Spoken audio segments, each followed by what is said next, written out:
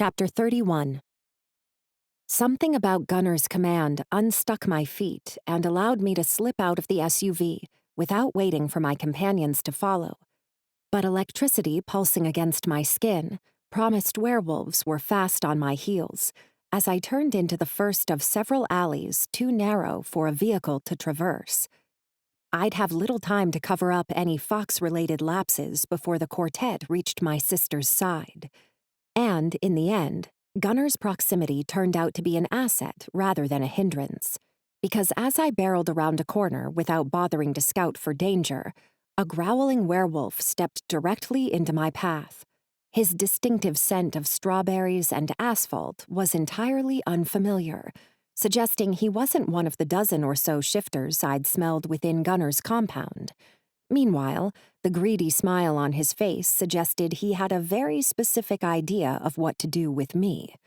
But whether the male was a new initiate into Jackal's army or merely a drifter with murder on his mind, I wasn't a lone fox any longer.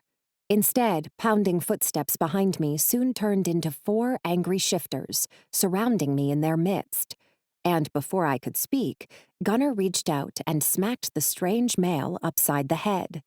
"What are you doing?" The strawberry asphalt shifter sounded more surprised than angry, although Gunner's answer had enough rage embedded in his tone for both of their sakes.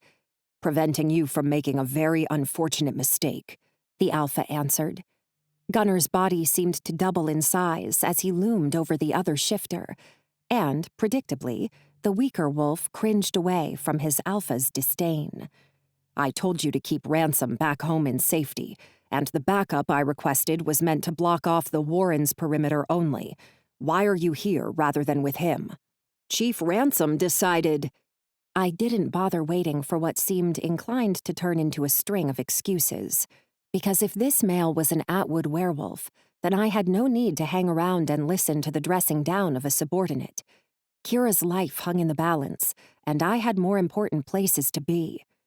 So I slunk sideways, unsurprised when Gunner's eyes flicked away from his underling to latch onto me.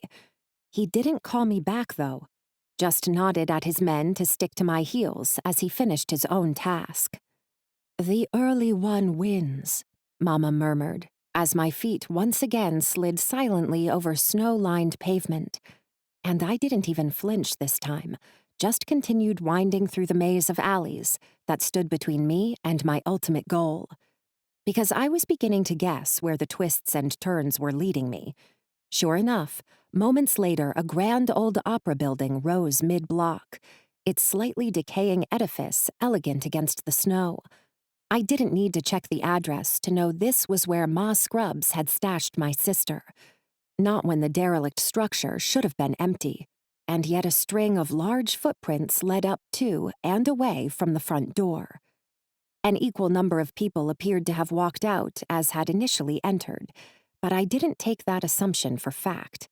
After all, I was frantic rather than stupid, and I was pretty sure I'd caught the scent of pickle breath a mere block distant, the teenage hoodlum's presence in the wrong place at the right moment, suggesting Jackal wasn't far away. I didn't want to draw attention to myself so close to where, I hoped, my sister waited. So instead of taking the direct approach, I slipped around the side, found an unlocked window, and shimmied my way through. My werewolf bodyguards swore beneath their breath, too large to follow, but I ignored their recriminations, tiptoeing out of the changing room without pause and heading down a narrow hall. "Shift for me, and we'll call it even."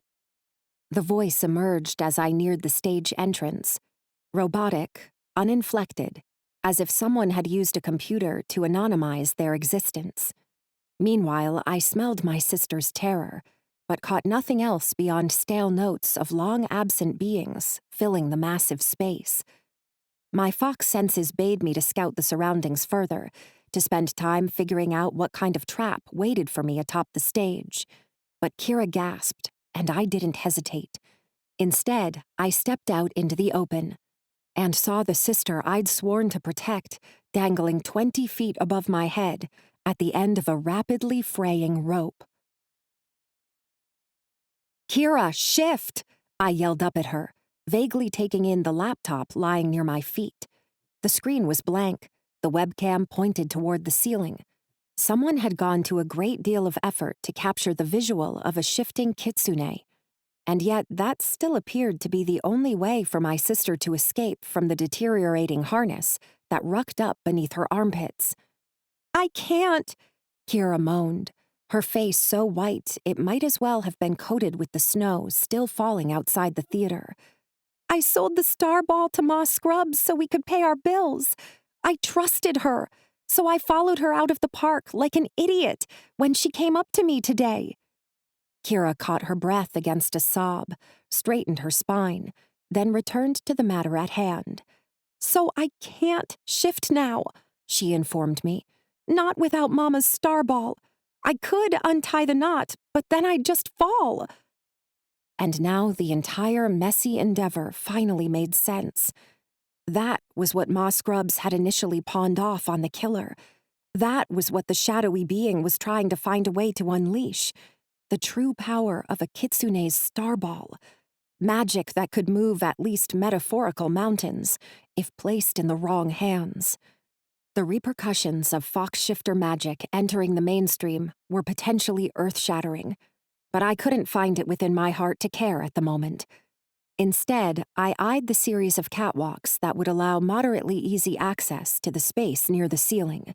Ma Scrubs's people must have used the elevated walkways to hook Kira onto the end of a fly line in the first place.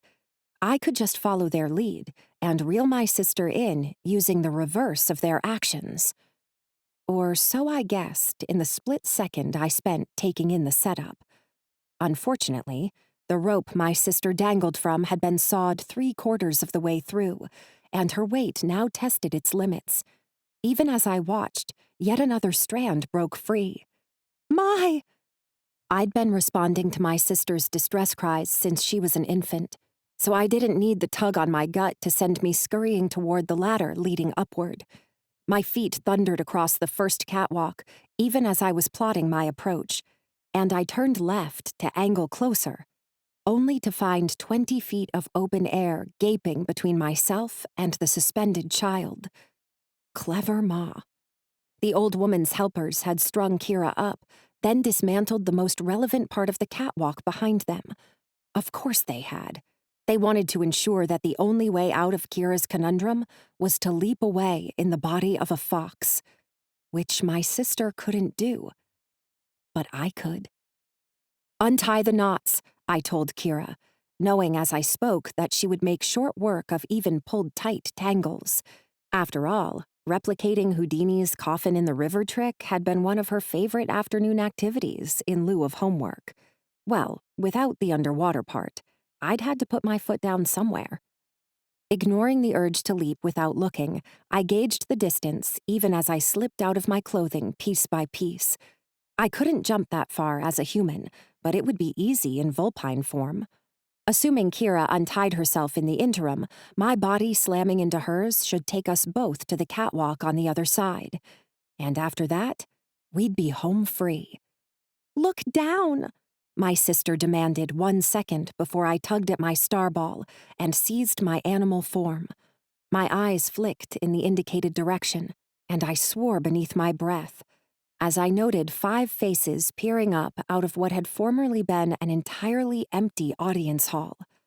Gunnar and his trio of packmates stood just inside the main entrance as a unit, and if they'd been the only ones present, I might have come out on the other side of my upcoming transformation alive.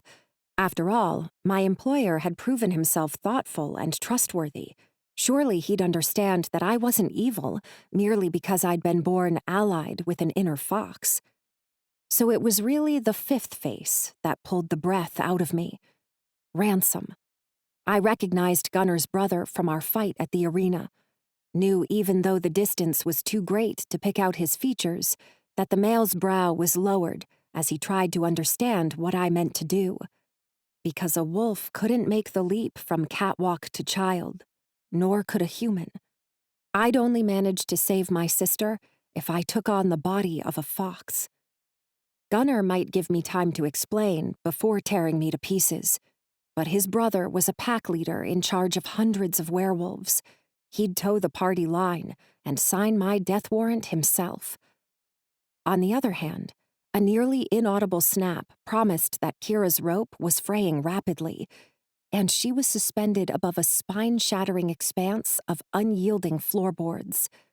By my estimate, we had less than 10 seconds to save her, so I shrugged off the future, ignored my audience, and at long last, I found my fur.